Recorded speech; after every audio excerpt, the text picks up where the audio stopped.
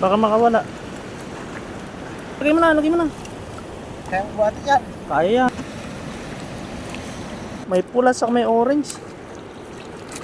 At yun, magandang gabi na naman sa inyo mga pare ko, na imbag nga rabi kanyayo man amin. Ngayong gabi nga ay sa gasang naman kami mamamana at ang punteriya naming hulihin ay mga isdang gasang. Dito nga ay nasa gilid pa lang kami ng gasang pero nakakita na kaagad kami ng giyon o siil kung tawagin. Inumpisa na nga rin pala manisid dito ng mga pinsan ko at ito yung unang nahuli namin kung tawagin dito sa amin ay kubalan. Mahal din pala ang per kilo ng gantong isda dito sa amin, umabot ng 200 to 300 ang per kilo. Ito naman yung isdang tinatawag naming batuan. At ito naman yung isdang kung tawagin sa amin dito ay badang-badang.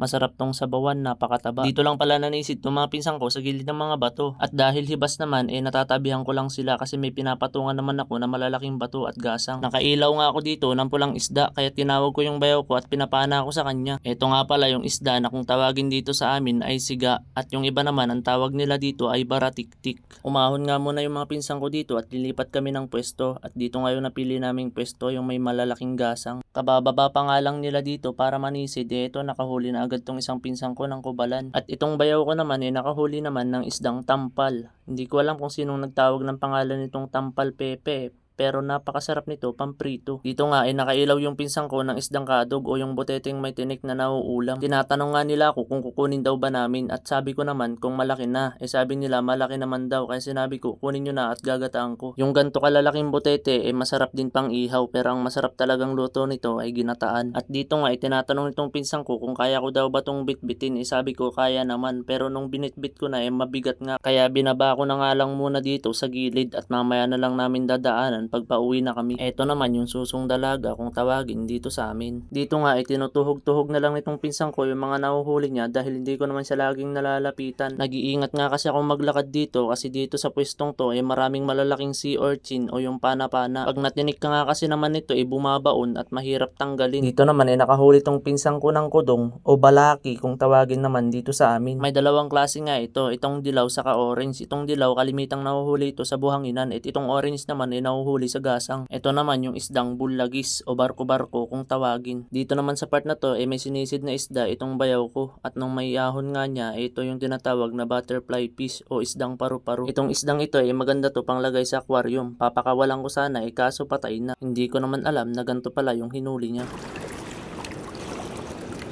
Kubalan. Ha? Tika natin na. Meron na. Isang dalaga. At dito nga nagpahinga na nga itong mga pinsan ko at nasecure naman na namin ng pang-ulam ngayong gabi.